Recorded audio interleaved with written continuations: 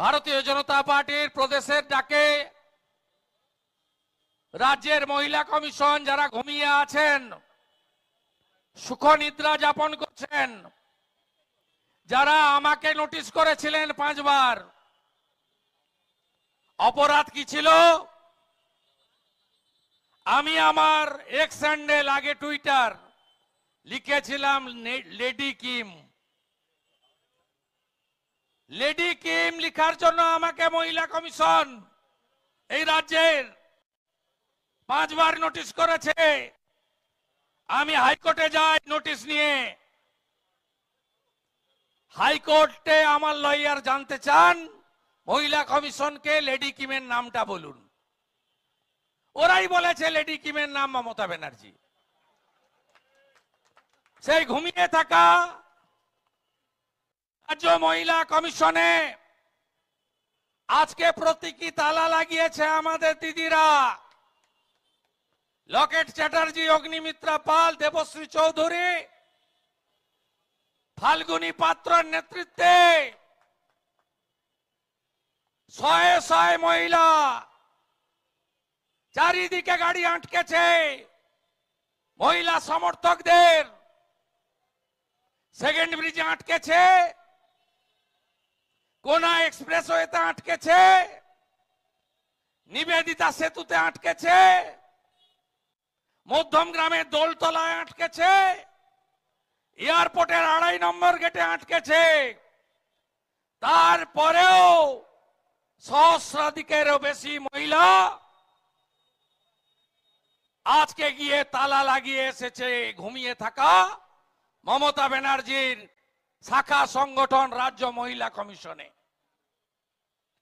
এ লড়াই থামার লড়াই নয়। 27 তারিখে জাতীয় পতাকা নিয়ে নবান্নটাকে 3.5 ঘন্টা জনগণ নড়িয়েছে। মমতা বন্দ্যোপাধ্যায় ভয়ে থরথর করে কাঁপছিলেন। আপনারা দেখেছেন কি বিভৎস অত্যাচার সেদিন হয়েছে। ভারতীয় জনতা পার্টির প্রদেশের ডাকে জনগণের বন্ধ হয়েছে, সর্বাত্মক বন্ধ হয়েছে। কোচবিহার থেকে কাকদ্বীপ, দার্জিলিং থেকে দীঘা, সর্বত্র মানুষ বন্ধ পালন করেছেন।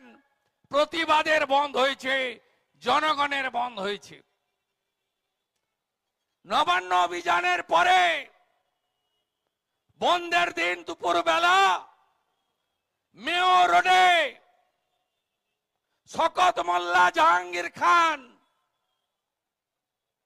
এই গুন্ডাদের নিয়ে এসে যে সমাবেশ, আর কলকাতা কর্পোরেশনের স্কোয়ার ফুট ধরে যারা টাকা তোলে, জলের লাইন নিতে গেলেও যাদের টাকা দিতে হয়, সেই কাউন্সিলররা জোর করে 100 দিনের কাজের লোকদের নিয়ে গিয়ে সভা করেছে মমতা ব্যানার্জি। দম্ভ দেখেছেন, ঔদ্ধত্য দেখেছেন, অহংকার দেখেছেন। কি বলছে? আমি তো চাইলে আন্দোলনকারী জুনিয়র ডাক্তারদের বিরুদ্ধে এফআইআর করতে পারতাম। করুন না আপনি এফআইআর। ডাক্তার ভাইরা বোনেরা তো বলছে গণপদত্যাগ করব। তাদের লড়াইকে আমি কুর্নিশ জানাই। 93 জন ডাক্তারকে শোকজ করেছেন।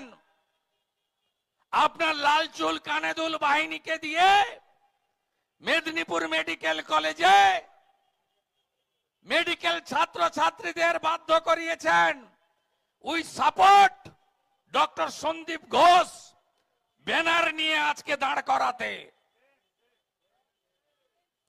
আপনার সময় হয়ে এসেছে। প্রথম লিখলেন চিঠি প্রধানমন্ত্রীকে, বললেন ক্যাপিটাল পানিশমেন্ট, ফাঁসি চাই। প্রধানমন্ত্রী উত্তর দেননি, তার উত্তর দেওয়ার দরকারও নেই। তিনি মা বোনেদের জন্য, নারী সমাজের জন্য কতটা অঙ্গীকারবদ্ধ তার সরকার এই 10 বছর 2 মাসে বারে বারে প্রমাণ করেছে।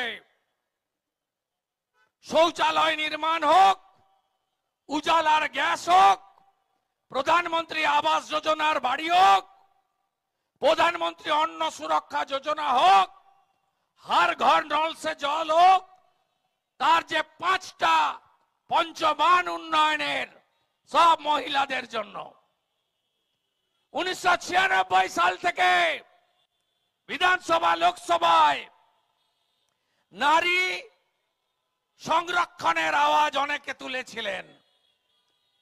আমাদের প্রধানমন্ত্রী মহিলাদের লোকসভা বিধানসভায় 1/3 সংরক্ষণ দিয়েছেন। 26 সালের পরে কার্যকর হবে। সব নির্বাচনে মহিলারা 1/3 সংরক্ষণ পাবেন। আগামী দিনে ভারতের সংসদে 282 জন মহিলা যাবেন। অতএব মমতা ব্যানার্জিকে, নরেন্দ্র মোদীজিকে দাবি আবেদন পরামর্শ দিতে হবে না, নিজের চরকায় তেল দিন মমতা ব্যানার্জি। 2 দিন আগে কেন্দ্রের নারী ও শিশু কল্যাণ রাষ্ট্রমন্ত্রী তিনি মমতা ব্যানার্জিকে ভালো উত্তর দিয়ে দিয়েছেন। কটা ফাস্ট ট্র্যাক কোর্ট, পস্কোতে কি হয়েছে, কেন্দ্রীয় অর্থ কোথায় যায়, নির্ভয়ার পরে 600 কোটি টাকা দিয়েছে পশ্চিমবঙ্গ সরকারকে। অন্য সরকারগুলোর মতো নারী সুরক্ষা সুনিশ্চিত করা, সিসিটিভি লাগানো, আরো বেশি করে ফাস্ট ট্র্যাক কোর্ট তৈরি করা, এ সরকার একটা কাজও করেনি। তার উত্তর ভারত সরকার দিয়েছে। আজকে আবার চিঠি পাঠিয়েছেন। মমতা ব্যানার্জি বলছেন যে বিধানসভা ডাকবো, নোটিশও হয়ে গেছে সোম আর মঙ্গল। বিধানসভাতে তিনি কনকারেন্ট লিস্টে যেহেতু আছে ভারতীয় ন্যায় সংহিতা বিএনএস, তাই তিনি ক্যাপিটাল পানিশমেন্টের সুপারিশ করবেন। আমাদের কোনটাই আপত্তি নেই। মমতা ব্যানার্জি নিজের মুখটা আয়নায় দেখুন। আপনি ভারতবর্ষে যে আইন আছে তাতে নির্ভয়ার 4 জন খুনিকে ফাঁসিতে লটকেছে ভারত সরকার। আমাদের এই রাজ্যে ধনঞ্জয়ের ফাঁসি হয়েছে। আপনার ট্র্যাক রেকর্ড কি? পার্ক স্ট্রিটে কি বলেছিলেন, হাসকালিতে কি বলেছিলেন, কালিয়াগঞ্জে কি বলেছিলেন, সন্দেশখালীতে কি বলেছিলেন, এখন কি বলছেন?